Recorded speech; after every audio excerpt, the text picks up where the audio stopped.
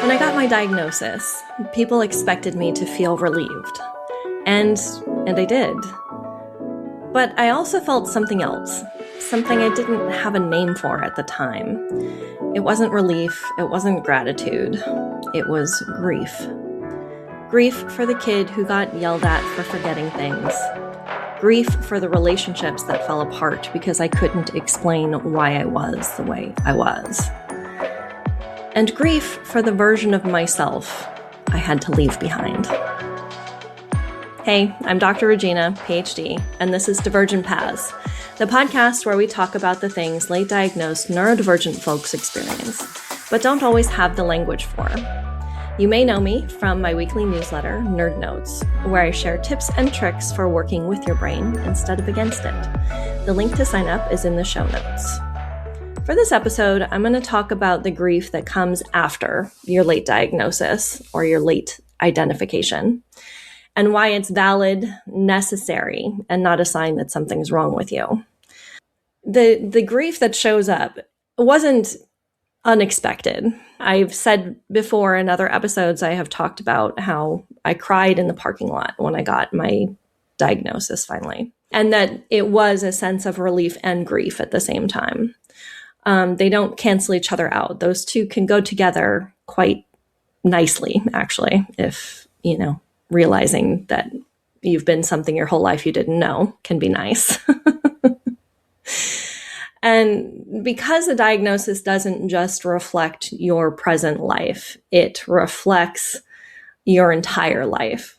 It reframes your past. Your brain is naturally going to go back and relabel every memory in light of this now. You're going to look through your whole life through a new lens.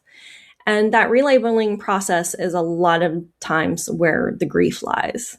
One of the biggest things that happened to me in sort of the reframe of this was realizing that I had survived getting my PhD because I had hyper-focused. I took my special interest at the time, video games, and I made that what I wrote my dissertation about. But after I finished and after I did my Game On Girl podcast, I don't really play video games anymore. I play board games, but I don't really play video games. And I played games before I did my dissertation and before I did the Game On Girl podcast, but I haven't been able to go back to playing video games anymore. I lost kind of that special interest. Something was kind of taken away from it because it became part of my life. Now I know that was part of the hyper focus that kept me, working and kept me to get through the PhD and being able to turn it on, taking that special interest and turning it into it. But I do grieve the fact that I don't really have that anymore. And part of that is because I've gone through this process of reflecting back on my life and some of the choices I've made. The grieving process is sometimes about things that you've kind of left behind. There is this idea, my first thoughts were, and I've heard this from a lot of clients too, that wasted potential. I could have done so much more if I would have had the support that I could have needed, if I would have had this knowledge and this ability to understand myself. That is real, but it's also a trap of getting yourself into something you can't change anything about. I grieve relationships that didn't survive because the inconsistency of me staying in touch with people really hurt a lot of relationships, especially in my 20s when I didn't really realize the damage I was doing by not being able to be consistent with people who I wanted to be close with. The time, I feel like I lost a lot of time really getting to know myself because I was masking for so long. I don't work in this frame, but I have had some clients who have come in who feel like it's too late for them now to get the diagnosis, to pursue or to change their lives based on what they've learned about themselves. But one of the biggest things that I grieve is having to leave behind who I was before my diagnosis, before I realized this about myself. There are parts of myself that were performative, but that I really enjoyed. I really enjoyed some of the performances that I put on and some of the things that I did. I grieve not being that person anymore. I'm very satisfied and very happy with who I am now and who I am becoming. But at the same time, I still miss some of what I had before this knowledge sort of lifted that veil in my life. A lot of times people will want to put like very sort of positive spins on the diagnosis and the identification, and will say things like, well, at least you know now. And yes, that is true, but you can't really fast forward through the grief of this. And so if you are in like the early stages of identifying your neurodivergence, it is really important to recognize that going through the grieving process is an important part of this. You can't just do away with a toxic positivity mindset where you're like, I am great now that I know this. Like being able to take some time and taking a little gentleness with yourself and recognizing this is really important.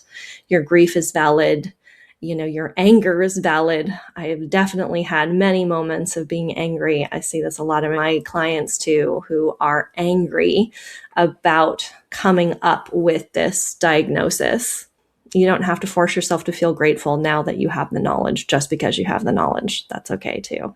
When we talk about grief, both for your late diagnosis and just life in general, recognizing that moving through it is what you need to do. You can't just push it aside. You can't just put it behind you. Grief is something that will probably continue with you on some level about your late diagnosis or your late identification for your whole life. This is just a piece of who you are now, this, recognizing this later in life. And grief isn't linear, and especially for people who are neurodivergent and see so many different connections, that grief is going to kind of bounce around in your life and hit you at different places and at different times. And it just keeps coming in waves, and it's something that you need to acknowledge and work through.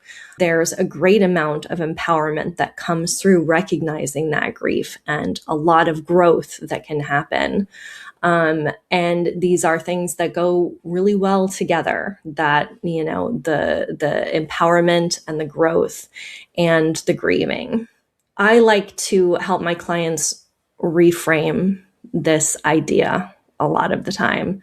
People will say something like, oh, I have to go back to the drawing board about who I am or my identity. And then I just try to frame that as maybe you are back at the drawing board, but think of how much more skill you bring to the drawing board now, and think of the beautiful picture you can create with this knowledge you have about yourself, because that is how you practice self-compassion. You look at what you can take with this, what your grief and what your anger can help you learn and understand about yourself. And those are really powerful tools. Those emotions, those feelings that we have, the data that they provide you are what will make going back to the drawing board and even your portrait or your landscape, however you want to express yourself, just that much more powerful, more vibrant, more colorful, because you get to take that with you.